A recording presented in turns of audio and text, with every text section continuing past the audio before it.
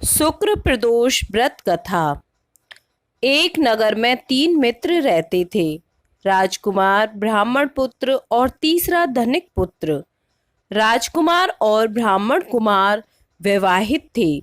धनिक पुत्र का भी विवाह हो गया था, लेकिन गौना शेष था। एक दिन तीनों मित्र स्त्रियों की चर्चा कर रहे थे। ब्राह्मण कुमार ने स्त्रियों की प्रशंसा करते हुए कहा कि नारीहीन घर भूतों का डेरा होता है। धनिक पुत्र ने यह सुना तो तुरंत ही वह अपनी पत्नी को लाने का निश्चय कर बैठा।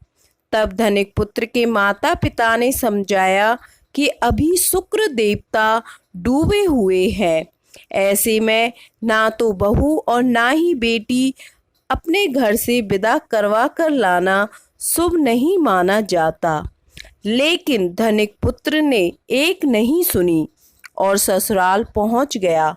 ससुराल में भी उसे मनाने की कोशिश की गई, लेकिन वो अपनी जिद पर अड़ा रहा और कन्या के माता पिता को उनकी विदाई करनी पड़ी। विदाई के बाद पति पत्नी शहर से निकले ही थे कि बैलगाड़ी का पहिया निकल कर चला गया और बैल की टांग टूट गई। दोनों को चोट लगी, लेकिन फिर भी वो चलते रहे। कुछ दूर जाने पर उनका पाला डाकुओं से पड़ा, जो उनका धन लूट कर ले गए।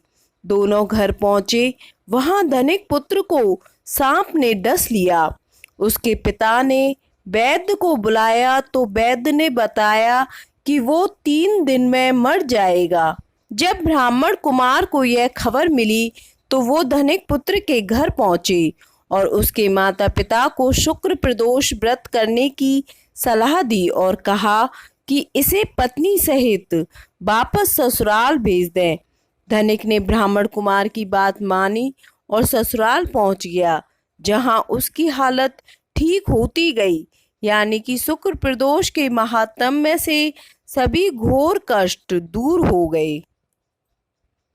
ज्येष्ठ मास के कृष्ण पक्ष की त्रयोदशी तिथि 27 मई को सुबह 11:47 पर आरंभ होगी, जो कि 28 मई दोपहर 1:09 पर समाप्त होगी। प्रदोष काल का समय 27 मई को शाम को 7:12 से रात 9:14 तक रहेगा। प्रदोष व्रत की पूजा विधि: सुबह जल्दी उठकर स्नान कर लें। स्नान करने के बाद साफ स्वच्छ वस्त्र पहन लें। घर के मंदिर में दीप प्रज्वलित करें। अगर संभव हो तो व्रत करें। भगवान भोलेनाथ का गंगा जल से अभिषेक करें और भगवान भोलेनाथ को पुष्प अर्पित करें। इस दिन भोलेनाथ के साथ ही माता पार्वती और भगवान गणेश की पूजा भी करें। किसी भी शुभ कार्य करने से पहले भगवान गणेश की पूजा की जाती है। भगवान शिव को भोग लगाएं और इस बात का ध्यान रखें कि भगवान को सिर्फ सात्विक चीजों का भोग लगाया जाता है। भगवान शिव की आरती करें और इस दिन भगवान का अधिक से अधिक ध्यान करें।